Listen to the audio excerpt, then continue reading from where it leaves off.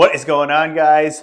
It is Demotivate08, Swiggy G here, and today we are going to be talking about the new Vacant Moron Infused Fiber Bower Stick. 700,000 times more durable than your regular hockey stick. This thing is legit. This will last you 8,000 hours of ice time. That's how durable this stick really is. Stick around. We're going to talk about how stick durability has changed since the infusion of Moron Fiber. Swiggy G. Here at Influencer Hockey Training, we trust whatever it is the manufacturer has to say. And we sell it to you, and we just nitpick everything that we do and put it on social media. We'll never discuss anything about hockey stick durability, no matter what. Even though this stick is 7,000 times more durable than the regular hockey sticks out there, we will never say it. It's actually an agent, bud. I'm sorry, what? It is? It's also boron. Moron is for you. Oh. Okay.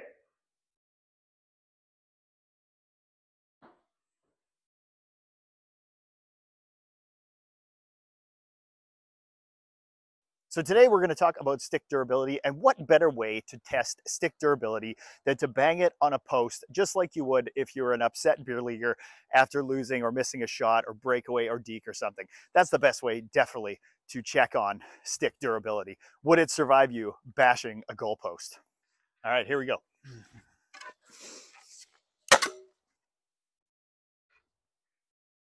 I guess the answer is no. They just don't make these like they used to. All right, before everybody has a spaz that I was breaking my Trigger 7 Pro on the fence. Unfortunately, it was actually already broken, so nice crack right there. I don't know where that came from, but yeah, I was just kidding, guys. Don't worry. I'm not breaking a $400 stick for fun. I just thought I'd throw it in there as some comedy for the video. So yeah, at the end of the day, my sticks right now are lasting about 45 days. Kind of sucks, but that's just the way these sticks are designed for. So that's what we're going to talk about in this video. Stay tuned. There goes my LX Pro after only about 45 days. I really thought it was going to last this time, so I'm a little bit disappointed. And then my Trigger.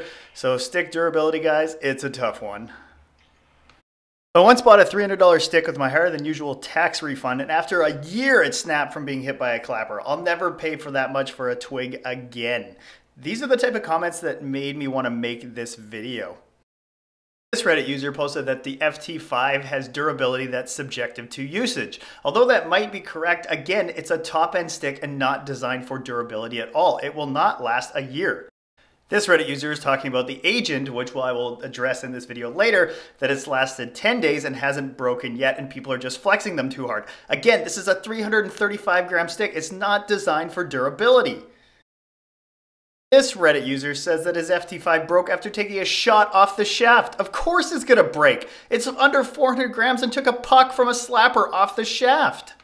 These comments on Reddit and other forums are very common, and it actually doesn't address the actual issue that we're trying to talk about here, is that top-end sticks do not have durability. They are not made to be durable. They are made for performance. So that's the one thing we're going to address in this video. So also anybody coming into the sport, maybe a beginner, understands that performance is what these top-end sticks are made for, and you cannot go into them thinking durability, despite what you could see here from the manufacturers. Here is the Warrior Novium having durability in its actual Fuel Core Ultra Blade discussion on its website. Here is the QR5 Pro, which actually states right here, extremely light and durable stick. It's really selling you the durability here on sticks that are sub 400 grams. Here's the Nexus Sync Advanced Carbon Layering inside the stick. Dramatically reduces weight without sacrificing durability. What do you think they have to sacrifice by lowering the weight? Durability is going to be the first thing to go. Terrible marketing jargon.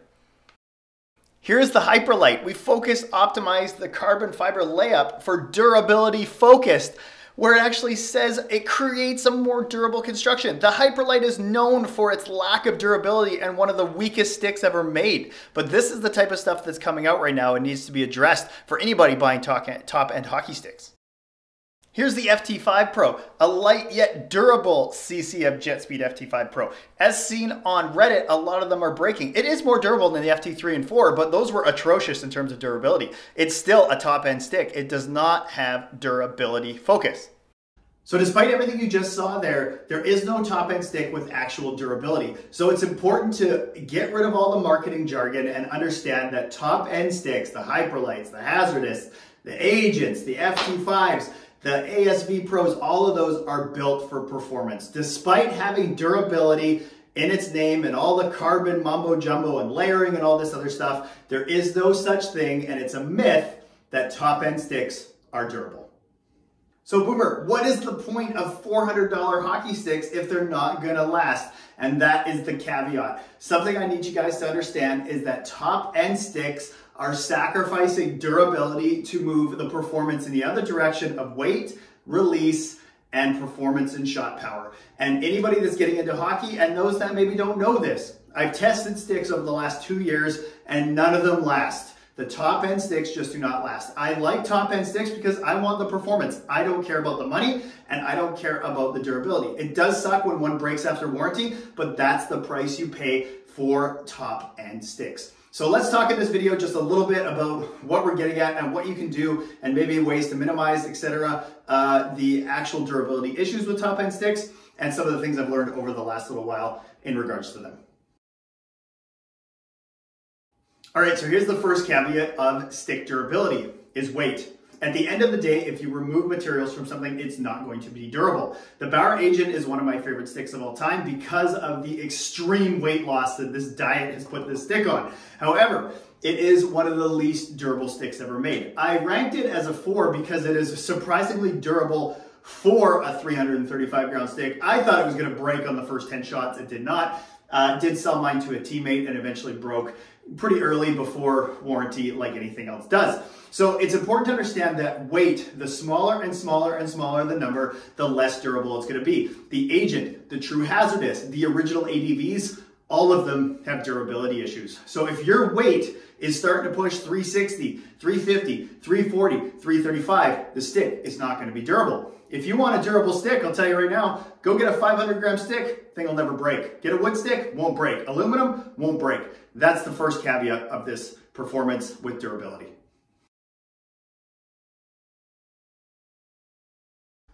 The second caveat is recoil and shot power. To add material to a stick will slow down its recoil and shot power because less material allows for a better trampoline effect and more flex at the kick point. That's the reason that the Agent is actually a better stick than the Hyperlight, because although the Hyperlight is still sub 400, this is even less and shoots much better. That's why sticks like the FT3 Pro, the Warrior HD1, and some previous generations of sticks back in the day where they had really hardcore weight reductions and massive recoil were extremely undurable. Anything with extremely high-end shot power, recoil, and release is not going to be a durable stick. And of course, you tie that in with its lightweight, and your stick is going to be basically a piece of glass. To add to the stick durability, it depends what your game is actually centered around. And the biggest challenge is that if you're a shoot-first player like me, most top-end sticks will start to whip out and break pretty quickly. That's why my LX Pro and my Trigger 7 only lasted about 45 days. And I was using them kind of in different games, kind of back-to-back. So they didn't have a ton of ice time. But I like to practice my shot in warm-up. I like to practice my shot in different aspects of the game, in different styles. So it's really important to understand what type of game that you have so that you don't sacrifice your sticks depending on what's going on. Or if you're going in that direction of using high performance, just understand that they're not going to last as a shooter. Another one would be, say, a center. Anybody that's a center, I wouldn't be using a True Hazardous or, for example, a Bauer Agent, because the last thing you want to be doing is hammering your stick against other people's sticks. And the funny thing with beer league is a lot of people actually use that as kind of a defensive tactic on draws.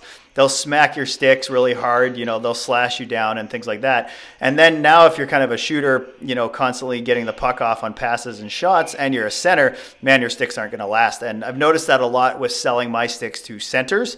I'll show you one of the Sherwoods here in a second that I sold. Basically, the Element 1 is the most durable stick in my opinion because of this. but it's very interesting how beat up these sticks can really get at center. So I just wanted to show some highlights of me shooting because it just shows that in most games, I'm a shoot first type of guy, which is hardest on your sticks for sure.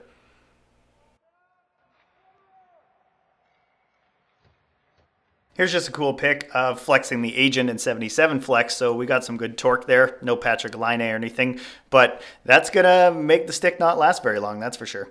And then of course we have the Sherwood Element 1, which just took an absolute beating, but lasted, still going. This is the original Element 1 from my review that's on my YouTube channel. It's still alive.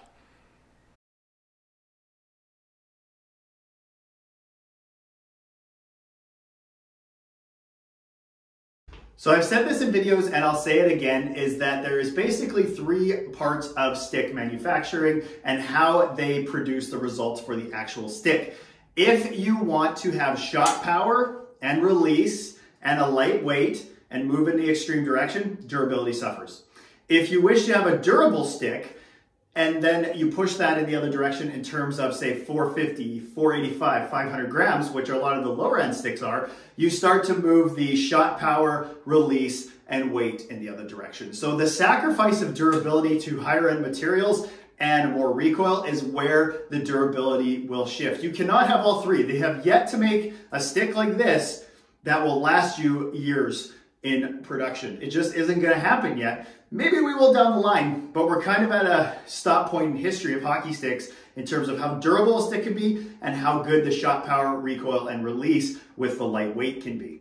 Very important to understand, if you go to the shop and you pick up this stick with the boron and it says, 100% more durable, it's really not. Just get to this video, show your friends this video and explain, because a lot of the kind of, top end hockey players already know that, they're built for performance, but a lot of guys and girls and stuff getting into this don't realize that these sticks aren't built for durability, and they get extremely upset with a $450 stick that breaks after 20 days. And yeah, it might or may not be acceptable, we'll address that in a second, but when it comes to this type of stick, it's built for performance, so just understand that. And that's why it has a warranty, and if it breaks, hopefully you get another one, but again, the next one's just as undurable, and you're gonna be left out of pocket.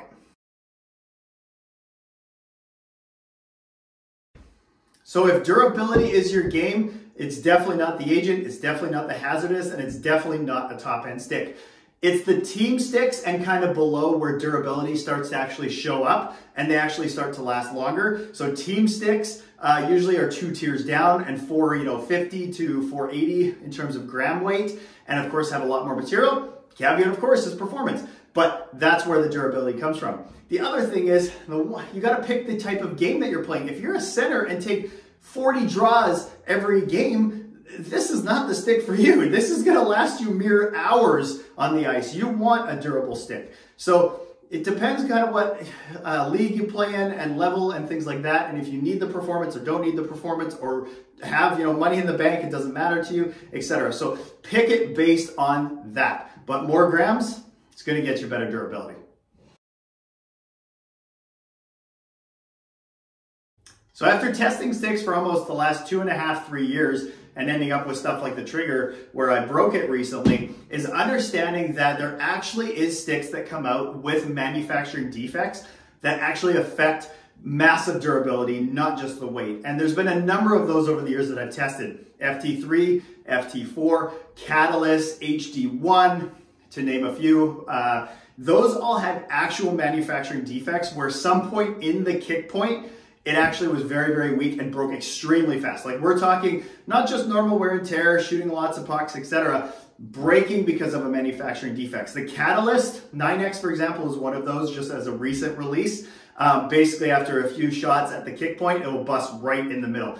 And I did that with 3 of them. So it just told me that it had that. The FT3 Pro, exactly the same thing, manufacturing defect. So don't, if you're concerned about durability, jump into the brand new stick just yet. Look online, wait for my videos, etc., to see if those types of things happen with actual manufacturing defects of sticks, because it can happen. And that stick line is actually garbage the whole way through, has nothing to do with weight, etc. It's a manufacturing issue.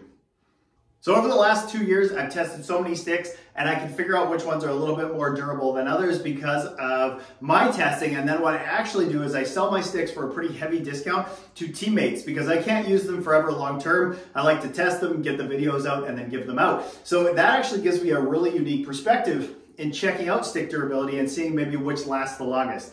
So everyone might actually wonder, what is the longest lasting top end stick that I've observed? It is the Recoil Element 1. It is the best performing stick and has lasted the longest out of any of the sticks I've given out to friends, etc. and sold to, and I was extremely impressed. This stick has the best durability of any top end stick. It will last quite some time and is probably the best bang for your buck in terms of performance, $300. Still in that 400 gram range, but has enough durability that you won't be kicking yourself when you have to go replace it with a warranty and then you're out $300 a week later. Sherwood Element 1 is the most durable stick I have personally observed in the current market.